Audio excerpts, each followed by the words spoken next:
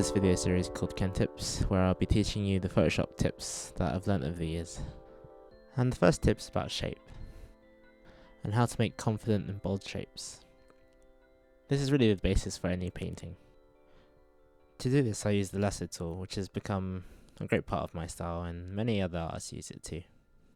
Now with the Lasso tool, basically what you do is you draw and drag a shape around, and basically make sure it loops around to the beginning.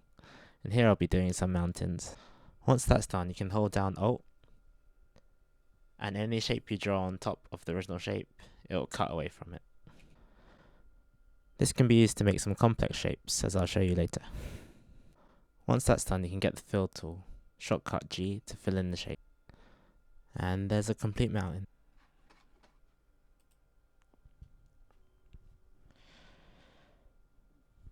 Now I'll start a new layer, and you can do the exact same thing for the tree. So you start with a block shape.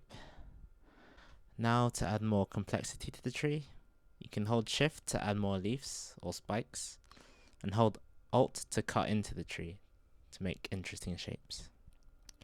And with the Lasso tool, I think it pays off to be confident, to be fast, and just to not hesitate with your brush stroke or your control. And now I carry on by adding another tree using the exact same method. And once that's done, I move on to the clouds. And with the clouds it's exactly the same, just be confident, make bold shapes. And like I said, it's all about the shape, and it's all about laying the foundation for everything else that's to come, such as texture, lighting, atmosphere, all those things. Now for the second group of clouds, I hold down Shift to create multiple shapes.